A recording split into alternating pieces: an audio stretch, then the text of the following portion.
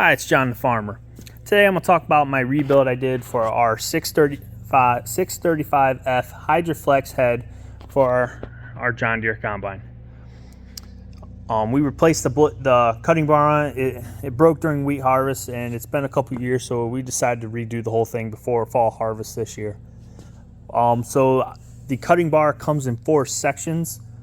So once you get those 4 sections, these are some other things that you might need, and just some tips, things that I learned while doing this. You need 35 of each guard. You have a double guard because as these two right here, these are what guard the knife sections, and you have a single guard.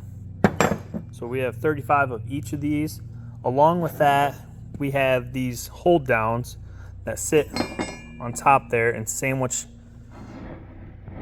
the cutting bar itself. These hold down the cutting bar.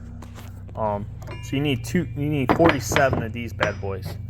Now to connect all this and to sandwich in the cutting bar, you're going to use an M10 bolt. I used an M10 40 carriage bolt. You can get these at John Deere with a M10 flange nut on the one end. These are the bolts I use, and that right there is the part number right there.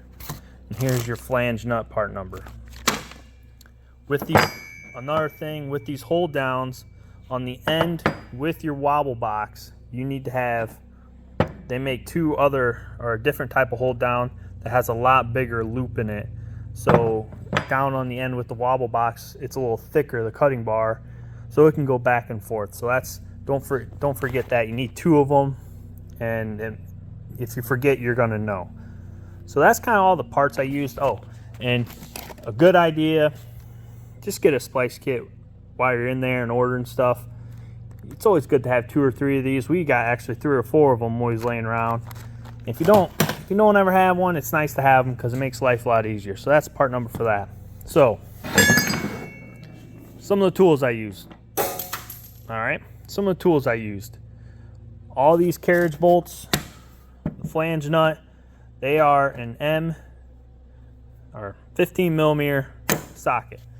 That's how you put all those in. Get you an impact, get you a wrench. I don't care what you use, but a 15 millimeter socket, impact's the best, makes life a lot easier and a lot quicker. So you're gonna need a 15 millimeter. That makes that easy. Now to splice all the pieces together, ours is a 35 foot, so you had 4 sections. You're gonna need some of these little, I don't know what the heck you call them, little bolts here with nuts. Those hold on your knives, your individual knives, to the cutting bar. Those you need a 10 millimeter. Hopefully you haven't lost yours yet, but you need a 10 millimeter to put those in. I just used the wrench because it's not that hard. I didn't want to torque it too much, so I used the wrench. Some other helpful tools to know: use a 24-inch millimeter. This is down on the wobble box. I believe I took the one snout off, and there's 2 bolts, one inside the head and one on the outside. That was a 24 millimeter. Makes it easier to work around that wobble box with it off. And you need an 18 millimeter. I can't remember what I used this for, to be honest with you.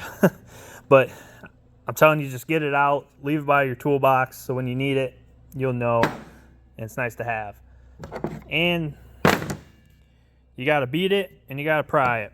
So that helps too. One other good thing, helpful tip, is a good pair of gloves, because you don't want to cut yourself with that cutting bar. So that's just a quick video, help you out. Hopefully life's a little bit easier than what I had. You know, it's all a learning experience. So hopefully this video helps you out. All right, again, this is John the Farmer. I'll see you around.